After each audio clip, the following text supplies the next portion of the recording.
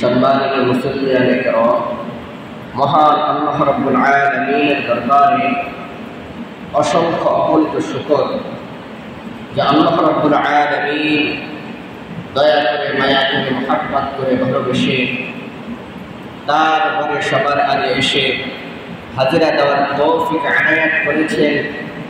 এজন্য হৃদয়ের গভীর থেকে মুহাব্বতের সাথে একবার কালিমাতুশ শুকর আদায় করি। সবাই বলে আলহামদুলিল্লাহ। আমরা ধারাবাহিক একটি আলোচনা শুনতেছিলাম। আমাদের একটা ধারাবাহিক আলোচনা চলতেছিল যে কিয়ামতের মাঠে যেদিন মানুষ তার গুনাহ পরিমাণ ঘামের মধ্যে সাঁতার কাটতে থাকবে, সূর্যটা মাথার উপরে চলে আসবে, সূর্য তার পরিপূর্ণ উত্তাপ ছেড়ে দেবে, মাথার মগজগুলো উত্তাপের কারণে টকবক টকবক করে উঠতে থাকবে। যার যে পরিমাণ গুনাহ সেই পরিমাণ ঘামের মধ্যে সাঁতার কাটতে থাকবে।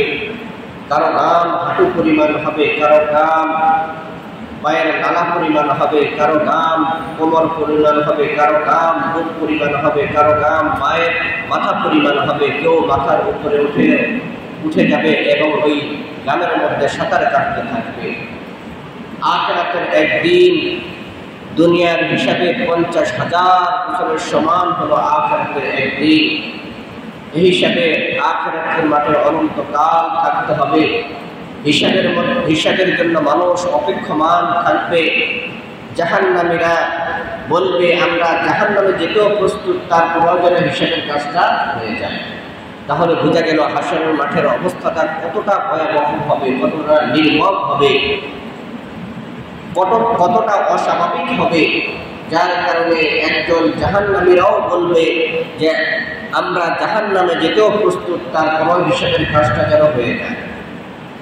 এমত অবস্থায় কিছু মানুষ আল্লাহ তাআলার মেহমান হবে, মেহমানদারিতে থাকবেন এবং আল্লাহ তাআলার আরশের ছায়ার নিচে খুব আনন্দ উল্লাসে থাকবে, আরামে থাকবে, উৎপন্নভাবে থাকবে। তখন অন্যান্য মানুষরা বলবে এরা কারা? আমরা আজকে এত ভয়াবহ অবস্থার মধ্যে আছি, অথচ এই মানুষগুলো কত সুখে আছে, আনন্দে আছে, উৎফুল্লে আছে, খুশিতে আছে এবং তারা খুব আরামে আছে, এরা কারা? তখন ফেরেশতারা বলবে এরা হলো আল্লাহ তাআলার বিশেষ বান্দা, খাস বান্দা। সুবহানাল্লাহ। তো এই বিশেষ বান্দা কারা, খাস বান্দা কারা, এদের সম্পর্কে আমাদের আলোচনা চলতেছিল যে আল্লাহ তাআলার খাস বান্দা হলো 7 শ্রেণীর লোক। কয় শ্রেণীর লোক? 7 শ্রেণীর লোক আল্লাহ তাআলার খাস বান্দা, বিশেষ বান্দা। যেদিন আল্লাহ তাআলার আরশের ছায়া ছাড়া কোনো ছায়া থাকবে না, আল্লাহ তাআলার আশ্রয় ছাড়া কোনো আশ্রয় থাকবে না, ওই দিন এই 7 শ্রেণীর মানুষ আল্লাহ তাআলার আরশের ছায়ার নিচে থাকবে। عن أبي هريرة رضي الله تعالى عنه عن النبي صلى الله عليه وسلم قال 7 يظلهم الله يوم القيامة في ظله يوم لا ظل إلا ظله। হযরত আবু হুরায়রা রাদিয়াল্লাহু তাআলা আনহু থেকে বর্ণিত, রাসূল করিম সাল্লাল্লাহু আলাইহি ওয়াসাল্লাম ইরশাদ করেন, যেদিন কিয়ামতের দিন আল্লাহ তাআলার আরশের ছায়া ছাড়া কোনো ছায়া থাকবে না, ওই সময় 7 শ্রেণীর মানুষ আল্লাহ তাআলার আরশের ছায়ার নিচে থাকবে। 1 নম্বর হলো ইমামুন আদিলুন, 2 নম্বর হলো শাবুন নাশা ফি ইবাদাতিল্লাহ, 3 নম্বর হলো ওয়ারাজুলুন কলবুহু মুআল্লাকুন ফিল মাসাজিদ, 4 নম্বর হলো ওয়ারাজুলান তাহাব্বা ফিল্লাহি ইজতামা আলাইহি ওয়া তাফাররাকা আলাইহি, 5 নম্বর হলো ওয়ারাজুলুন দাআতহু ইমরাআতুন যাত মানসাবিন ওয়া জামালিন ফাকালা ইন্নী আখাফুল্লাহ, 6 নম্বর হলো ওয়ারাজুলুন তাসাদ্দাকা বিসাদাকাতিন ফাআখফাহা, 7 নম্বর হলো ওয়ারাজুলুন যাকারাল্লাহ খালিয়ান ফাফাদাত আইনা।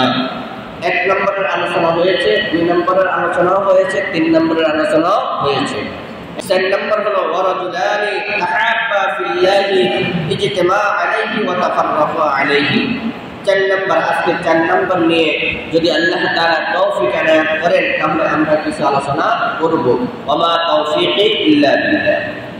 4 নম্বর ব্যক্তি হলো যারা কিয়ামতের দিন আল্লাহ তাআলার বিশেষ বান্দা হিসেবে আল্লাহ তাআলার আরশের ছায়ার নিচে থাকবেন। আমরা থাকতে রাজি আছি তো ইনশাআল্লাহ? আমরা থাকতে রাজি আছি। আল্লাহ রাব্বুল আলামিন কবুল করে নেন, সবাই বলেন আমিন। ورجلان تحابا في الله اجتمعا عليه وتفرقا عليه। এমন দুই ব্যক্তি যারা পরস্পর মুহাব্বত করে তো আল্লাহ তাআলার জন্য মুহাব্বত করে। কার জন্য? আল্লাহ তাআলার জন্য। পরস্পর দুশমনি করে তো কার জন্য? আল্লাহ তাআলার জন্য। অর্থাৎ ভালোবাসে তো আল্লাহ তাআলার জন্য ভালোবাসে, এবং একজন আরেকজনের সাথে দুশমনি রাখে বা পৃথক হয়ে যায় সেটা আল্লাহ তাআলার জন্য। অর্থাৎ আল্লাহ তাআলার মুহাব্বতে একজন আরেকজনকে ভালোবাসে এবং আল্লাহ তাআলার মুহাব্বতে একজন আরেকজনের সাথে দুশমনি রাখে। আল হুব্বু ফিল্লাহ ওয়াল বুগযু ফিল্লাহ। আল্লাহ তাআলার জন্য মুহাব্বত করে, আল্লাহ তাআলার জন্য দুশমনি করে। অন্য এক হাদিসের মধ্যে আছে আল্লাহ রাসূল সাল্লাল্লাহু আলাইহি ওয়াসাল্লাম বলেন, মান আহাব্বা লিল্লাহ ওয়া আবগাদা লিল্লাহ ওয়া আ'তা লিল্লাহ ওয়া মানা'a লিল্লাহ ফাকাদ ইসতাকমালা আল ঈমান। যে আল্লাহ তাআলার জন্য ভালোবাসে, আল্লাহ তাআলার জন্য গোসা করে, আল্লাহ তাআলার জন্য দান করে, আল্লাহ তাআলার জন্য নিষেধ করে, তাহলে তার ঈমান পরিপূর্ণ হয়ে যায়। সুবহানাল্লাহ। মান আহাব্বা লিল্লাহ ওয়া আবগাদা লিল্লাহ ওয়া আ'তা লিল্লাহ ওয়া মানা'a লিল্লাহ ফাকাদ ইসতাকমালা আল ঈমান। যে আল্লাহর জন্য ভালোবাসে, আল্লাহ তাআলার জন্য গোসা করে, আল্লাহ তাআলার জন্য কাউকে দান করে, আল্লাহ তাআলার জন্য কাউকে নিষেধ করে, বা এমন সিফাত যার মধ্যে আসবে, বুঝতে হবে ওই ব্যক্তির ঈমান পরিপূর্ণ হয়ে গেছে। সুবহানাল্লাহ। হাদিস শরীফের মধ্যে আছে, তিরমিজি শরীফের হাদিস, এবং এই হাদিসটি মুসলিম শরীফের মধ্যে আসছে, বুখারী শরীফের মধ্যে আসছে, মুসনাদ আহমদের মধ্যে আসছে যে আন মুআয ইবনে জাবাল রাদিয়াল্লাহু তাআলা আনহু قال سمعت رسول الله صلى الله عليه وسلم يقول قال الله عز وجل المتحابون في جلالي لهم منابر من نور يغبطهم النبيون والشهداء। হযরত মুআয ইবনে জাবাল রাদিয়াল্লাহু তাআলা আনহু থেকে বর্ণিত, তিনি বলেন আমি রাসূল করিম সাল্লাল্লাহু আলাইহি ওয়াসাল্লামের পবিত্র জবান থেকে বলতে শুনেছি। সুবহানাল্লাহ। সামি'তু রাসূলুল্লাহ সাল্লাল্লাহু আলাইহি ওয়াসাল্লাম, আমি রাসূল করিম সাল্লাল্লাহু আলাইহি ওয়াসাল্লামের পবিত্র জবান থেকে এই কথাগুলো বলতে আমি নিজ কানে শুনেছি। يقول رسول كريم صلى الله عليه وسلم বলেন قال الله عز وجل আল্লাহ তাআলা বলবেন المتحابون في جلالي لهم منابر من نور। ওই দুইজন ব্যক্তি কোথায়? যারা একে অন্যকে মুহাব্বত করেছে একমাত্র আমার জন্য। সুবহানাল্লাহ। একজন আরেকজনের মুহাব্বত করেছে কার জন্য? আমার জন্য। একজন আরেকজনকে মুহাব্বত করেছে, এরা কোথায়? বা এরা যারা আমার কারণে একজন আরেকজন মুহাব্বত করেছে, কিয়ামতের দিন এরা নূরের মিম্বরের মধ্যে থাকবে। সুবহানাল্লাহ। কোথায় থাকবে? নূরের মিম্বরের মধ্যে থাকবে। লাহুম মানাবিরু মিন নূর। তাদের জন্য নূরের মিম্বর থাকবে। এই নূরের মিম্বরের মধ্যে তারা অধিষ্ঠিত থাকবে। ইয়াগবিতুহুমুন নাবিয়্যুনা ওয়াশ-শুহাদা। তাদের জন্য নবী এবং শহীদরাও ঈর্ষা করবে। সুবহানাল্লাহ। তাদের এত সম্মান দেখে নবী এবং শহীদরাও ঈর্ষা করবে, বিদ্যা করবে। এখানে দুটা পরিভাষা আমাদেরকে বোঝা দরকার। একটা হলো বিদ্যা, আরেকটা হলো হাসাদ। একটা হলো বিদ্যা, আরেকটা হলো কি? হাসাদ। বিদ্যা জায়েজ, হাসাদ জায়েজ নাই। বিদ্যা মানে ঈর্ষা, হাসাদ মানে হিংসা। বলেন বিদ্যা মানে কি? ঈর্ষা। বিদ্যা অর্থ ঈর্ষা, হাসাদ অর্থ হিংসা। হাসাদ জায়েজ নাই, বিদ্যা জায়েজ। হাসাদ জায়েজ নাই, বিদ্যা জায়েজ। এখন বুঝে নেন, এটা ভালো করে বুঝেন, বিদ্যা কাকে বলা হয়, ঈর্ষা কাকে বলা হয়, হাসাদ কাকে বলা হয়, হিংসা কাকে বলা হয়। হাসাদ বলে, হিংসা বলা হয় একজনের কোনো নেয়ামত আপনি দেখলেন, যেমন একজনের 5 তলা একটা বিল্ডিং আপনি দেখলেন, মনে মনে কল্পনা করলেন তার বিল্ডিংটা নষ্ট হয়ে যাক, এই পরিমাণ বিল্ডিং এর মালিক আমি হয়ে যাই। অর্থাৎ একজনের কোনো নেয়ামত দেখে এই নেয়ামত নিজের জন্য কামনা করা এবং তার নেয়ামত ধ্বংস হয়ে যাওয়া, এটাকে বলা হয় হিংসা। এটাকে কি বলা হয়? হিংসা, হাসাদ। এজন্য আল্লাহ রাসূল বলেন, হাসাদ, হিংসা মানুষের নেকিগুলোকে এমনভাবে ধ্বংস করে দেয় যেমনিভাবে শুকনো কাঠকে আগুনে ধ্বংস করে দেয়। শুকনো কাঠের মধ্যে যদি আগুন লাগাই দেয়, কি মুহূর্তের মধ্যে ছাই হয়ে যাবে না? কি তদ্ভুতভাবে কোনো বান্দা যার অনেক নেকি আছে বা এর ভিতরে যদি হিংসা থাকে, তার এই সব নেকিগুলো ধ্বংস হয়ে যাবে। হাসাদ যাকে বলে, যে অন্যের যে নিয়ামত আছে এই নিয়ামত দেখে মনে মনে হিংসা করা, কামনা করা যে তার নিয়ামত ধ্বংস হয়ে যাক, আমি এই পরিমাণ নিয়ামতের মালিক হয়ে যাই। যেমন কারো 5 তলা বিল্ডিং, 10 তলা বিল্ডিং আপনি দেখলেন, অথবা কারো অনেক কিছু দেখলেন, দেখার পরে কামনা করা যে তার এই জিনিসগুলো নষ্ট হয়ে যায়, আমি এর পরিমাণ মালিক হয়ে যাই। এটাকে কি বলে? হাসাদ বলে, হিংসা বলে। আর গিবতা কাকে বলে? গিবতা বলা হয় আপনি একজনের নিয়ামত দেখছেন, দেখার পরে তার নিয়ামত তার কাছে থাকুক, তবে ওই পরিমাণ নিয়ামতের মালিক আপনি হয়ে যান। এটাকে বলা হয় কি? গিবতা।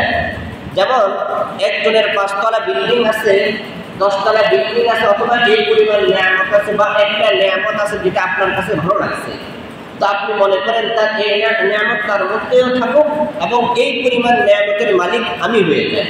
এটাকে বলা হয় কি? গিবতা বা ঈর্ষা।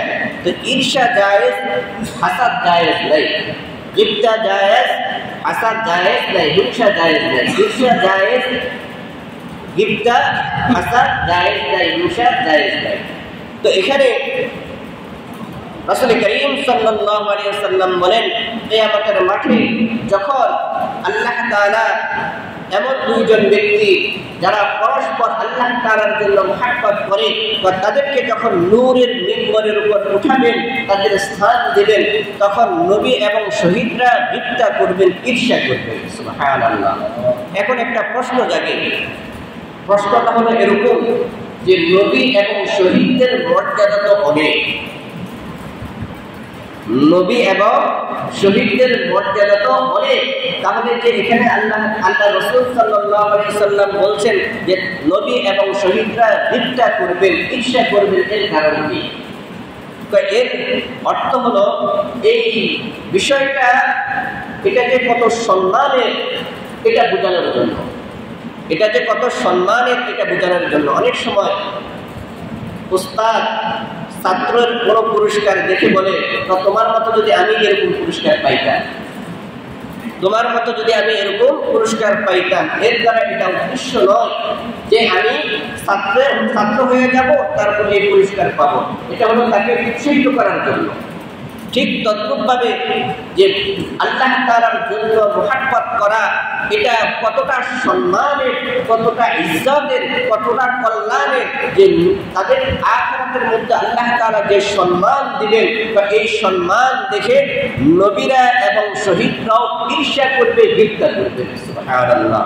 عن معاذ بن جبل رضي الله تعالى عنه قال سمعت رسول الله صلى الله عليه وسلم يقول قال الله عز وجل المتحابون في جلالي لهم منابر من نور يغبطهم النبيون والشهداء। হযরত মুআয ইবনে জাবাল রাদিয়াল্লাহু তাআলা আনহু থেকে বর্ণিত, তিনি বলেন রাসূল করিম সাল্লাল্লাহু আলাইহি ওয়াসাল্লামের পবিত্র জবান থেকে এই কথাগুলো বলতে আমি নিজে শুনেছি। সুবহানাল্লাহ। কি? রাসূল করিম সাল্লাল্লাহু আলাইহি ওয়াসাল্লাম বলেন, আল্লাহ তাআলা বলবেন, আল্লাহ তাআলা বলবেন, ওই দুজন মুহাব্বত, ওই দুজন ব্যক্তি যারা একে অন্যকে আমার জন্য মুহাব্বত করেছে, তাদের জন্য আমি কিয়ামতের মাঠে নূরের মিম্বর বানাবো। কিসের মিম্বর? নূরের মিম্বর বানাবো। এই নূরের মিম্বরের উপর তাদেরকে বসাবো, তাদের ইজ্জত দেব। তাদের এই সুন্দর মাকাম দেখে, মর্যাদা দেখে নবীরা এবং শহীদরা পর্যন্ত ঈর্ষা করবে। আর যদি আমাদেরও এরকম মাকাম হতো, আমিও যদি এরকম সম্মানের অধিকারী হতাম। নবী এবং শহীদরা এমন ঈর্ষা করার কারণ হলো এটার সম্মান বোঝানো, এটার মর্যাদা বোঝানো, যে এটা কত বড় একটা সম্মানের, যে একজন আরেকজন মুহাব্বত করবে কার জন্য? আল্লাহর জন্য। একজন আরেকজনের মুহাব্বত করবে কার জন্য? আল্লাহর জন্য। দেখেন, অনেক সময় অনেক ব্যক্তিরা বলে যে একজন আলেম আরেকজন আলেমকে দেখতে পারে না, তা আলেম আলেমের তো দ্বন্দ্ব, আমরা কাকে চয়েস করব, পছন্দ করব? আসলে আলেম আলেমের কোনো দ্বন্দ্ব নয়। অনেক সময় কিছু মানুষ ভুল কথা বললে আরেকজন আলেম তা দড়িয়ে দেয়। তো এই দড়িয়ে দেওয়াকে অনেকে বিতর্ক মনে করে, ঝগড়ার কারণ মনে করে। যেমন আমি আপনাদেরকে কিছু উদাহরণ দিই, তাহলে আপনাদের বুঝে আসবে।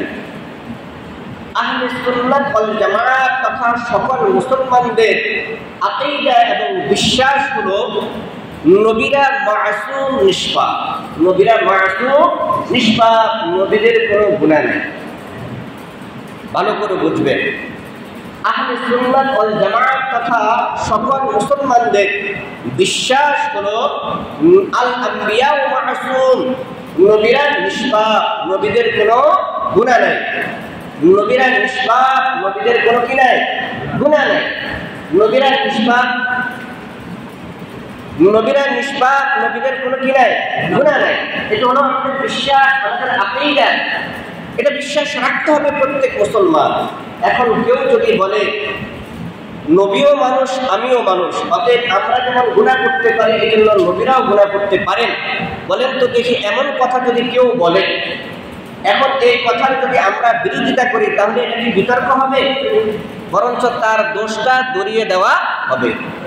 আরেকটা বলি, আমাদের আরেকটা আকীদা এবং বিশ্বাস এটা সবাই রাখতে হবে, সেটা হলো প্রত্যেক সাহাবায়ে কেরাম মাগফুর, তথা প্রত্যেক সাহাবায়ে কেরামকে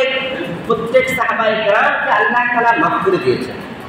প্রত্যেক সাহাবায়ে কেরাম কি মাগফুর, যে আল্লাহ তাআলা প্রত্যেক সাহাবায়ে কেরামের জীবনের অপরাধগুলোকে মাফ করে দিয়েছেন। মাফ করে দেওয়ার পরে আল্লাহ তাআলা বলেছেন রাদিয়াল্লাহু আনহুম ওয়া রাদু আন, সাহাবায়ে কেরাম আমার উপর রাজি হয়ে গেছেন, আমিও তাদের উপর রাজি হয়ে গেছি। সুবহানাল্লাহ। সাহাবায়ে কেরামের ব্যাপারে আল্লাহ রাসূল বলেন আসহাবী কান নুজুম বিআইয়িহিম ইক্তাদাইতুম ইহতাদাইতুম, আমার সাহাবীরা প্রত্যেকেই সত্যের মাপকাঠি। আদনা থেকে আদনা একজন সাহাবীকে যে ব্যক্তি অনুসরণ করে সে সোজা জান্নাতে চলে যাবে। সুবহানাল্লাহ। সে কোথায় চলে যাবে? সোজা জান্নাতে চলে যাবে। তাহলে আল্লাহ তাআলা বলেন আমার রাসূলের যারা সাহাবী তাদেরকে আমি জিন্দেগীর সকল গুনাহগুলো মাফ করে দিলাম, এবং তারা সত্যের মাপকাঠি, তারা আদিল। অতএব তোমরা যে কোনো একজন ব্যক্তি, যে কোনো একজন আদনা সাহাবীকে যদি অনুসরণ করো তোমরা জান্নাতের পথ পেয়ে যাবে। এটা কার কথা? রাসূলের কথা। এই রাসূলের এই কথা থেকে আহলে সুন্নাত ওয়াল জামাত তথা সকল মুসলমানদের বিশ্বাস হলো যে আমরা অনুসরণ করব কার? সাহাবায়ে কেরামের। আমরা অনুসরণ করব কার? কারণ রাসূল তো রাসূল, প্রত্যেকটা বিষয়ে রাসূলকে অনুসরণ করা মানুষের পক্ষে, উম্মতের পক্ষে সম্ভব নয়। এজন্য আল্লাহ রাব্বুল আলামিন রাসূলের সাহাবীকে সামনে পেশ করছেন যে তোমরা সাহাবীকে অনুসরণ করবে।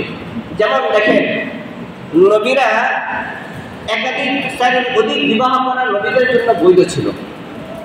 তো রাসূল করিম সাল্লাল্লাহু আলাইহি ওয়াসাল্লাম তো চারের অধিক বিবাহ করছেন। এখন উম্মত যদি বলে আমি রাসূলকে অনুসরণ করব, অতএব আমিও চারের অধিক বিবাহ করব, জায়েজ হবে? জায়েজ হবে? কেন হবে না? এটা মানতে হবে সাহাবায়ে কেরামদের। কাকে মানতে হবে? সাহাবায়ে কেরামদেরকে, যে সাহাবায়ে কেরাম এই আমল কিভাবে করছেন। তাহলে কিছু কিছু আমল আছে যেটা নবীদের জন্য খাস, যেটা নবীদের জন্য খাস। এজন্য আল্লাহ রাসূল বলেন আমার সাহাবীদেরকে অনুসরণ করবে। এই জন্য সাহাবীরা হলো সত্যের মাপকাঠি। আমাদের মাপকাঠি কারা? আমাদের মাপকাঠি কারা? অর্থাৎ আমরা কাদের আমল দেখে অনুসরণ করব? সাহাবীদের আমল দেখে অনুসরণ করব। এখন প্রশ্ন জাগে আমি কি সাহাবীকে দেখছি? না, দেখি নাই। তাহলে কেমনে? সাহাবীদের পরে তাবেঈন, তাবেঈন পরে তাবে তাবেঈন, এভাবে আস্তে আস্তে আমাদের পর্যন্ত হক্কানি উলামায়ে কেরাম, তাদেরকে দেখে দেখে অনুসরণ করতে হবে। এখন কেউ যদি বলে সাহাবীরা সত্যের মাপকাঠি নয়, তাহলে এই ভুলটা যদি আমরা ধরে দিই আর আপনি যদি বলেন যে দেখেন হুজুররা ঝগড়া লাগছে, তাহলে এটা হলো আপনি ইসলাম সম্পর্কে না জানার কারণে আপনি এটাকে দ্বন্দ্ব দেখতেছেন। অথচ এতে আমরা অন্যের ভুল ধরে দেওয়া, আর এই অন্যের ভুলটা ধরে দেওয়া এটা কার জন্য? নতুবা যার ভুল ধরে দেওয়া হয়েছে তার সাথে আমাদের সাথে কোনো সম্পর্ক আছে? জায়গা জমি কোনো ঠেলাঠেলি আছে?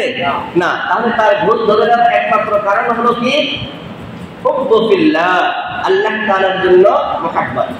আরো কিছু উপমা দিতে হলে বুঝে আসবে। যেমন আমাদের আকীদা এবং বিশ্বাস হলো রাসূল মাটির তৈরি। রাসূল কিসের তৈরি? মাটির তৈরি। দেখবেন কিছু কিছু মানুষ অতি ভক্তি করে, এরা কিন্তু অতি মুহাব্বত করে কথাগুলো বলে থাকে যে রাসূল নূরের তৈরি, রাসূল নূরের তৈরি। আসলে সঠিক জ্ঞান না থাকার কারণে কথাটা বলে। আচ্ছা বলেন তো দেখি, মাটির মর্যাদা বেশি না নূরের মর্যাদা বেশি? মাটির মর্যাদা বেশি। রাসূল সাল্লাল্লাহু আলাইহি ওয়াসাল্লামের মর্যাদা বেশি না ফেরেশতাদের মর্যাদা বেশি? কথাটা বুঝতেছেন না? রাসূলের মর্যাদা বেশি না ফেরেশতাদের মর্যাদা বেশি? এখনো বুঝেন নাই? রাসূলের মর্যাদা বেশি না ফেরেশতার মর্যাদা বেশি? রাসূলের মর্যাদা বেশি। এটা প্রমাণ করার জন্য আল্লাহ তাআলা আদম আলা নবিয়িনা আলাইহিস সালামকে সৃষ্টি করার পরে ফেরেশতাদেরকে বললেন তাকে সিজদা করো। কাকে বলছেন? ফেরেশতাদেরকে বলছেন, এটা প্রমাণ করার জন্য যে সকল কিছুর থেকে আমার নবীরা হলো শ্রেষ্ঠ, এমনকি ফেরেশতাদের থেকেও আমার নবী হলো শ্রেষ্ঠ। ফেরেশতাদেরকে আল্লাহ তাআলা কিসের দ্বারা তৈরি করছেন? নূরের দ্বারা তৈরি করছেন। আর আম্বিয়া কেরাম এবং মানুষদেরকে কিসের দ্বারা তৈরি করছেন? মাটির দ্বারা তৈরি করছেন। তাহলে মাটির মর্যাদা বেশি না নূরের মর্যাদা বেশি? তো অতি ভক্তি অতি মুহাব্বত করে আমরা ধরে ফেলি যে রাসূল নূরের তৈরি। আসলে কথাটা সঠিক নয়। যদিও যারা বলেন তারা আবেগে বলেন, মুহাব্বতের সাথে বলেন, কিন্তু মুহাব্বতের সাথে ইলম থাকা দরকার। মুহাব্বতের সাথে ইলম থাকা দরকার। এই কথা বলে আমি যদিও আবেগে বলার কারণে দেখা যায় আমি রাসূলকে মুহাব্বত করে বলছি, আসলে রাসূলকে আমি সম্মানিত করি নাই, বরঞ্চ সম্মানহীনতার মধ্যে নিয়ে আসছি। কারণ এ কথা বললে ফেরেশতাদের থেকে রাসূলের মর্যাদা কম হয়ে যায়।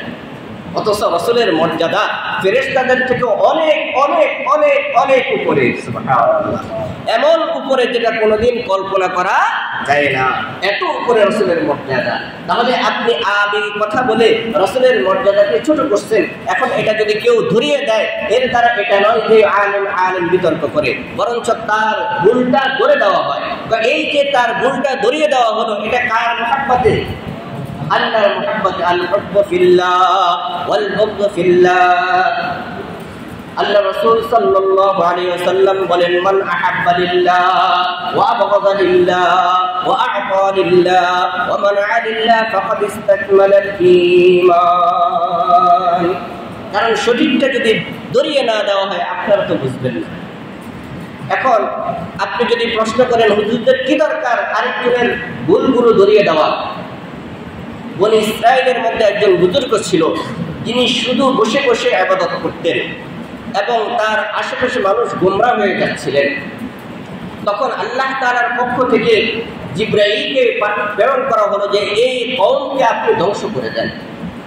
তখন জিবরাইল আমিন বললেন, হে আল্লাহ, এখানে তো এমন একজন মানুষ আছে যে নিভৃতে নির্জনে বসে বসে আপনার ইবাদত করতেছে, সে তো এখানে আছে, তাহলে কিভাবে আমি এই পুরা কওমকে পুরা জাতিকে ধ্বংস করে দিতে পারি?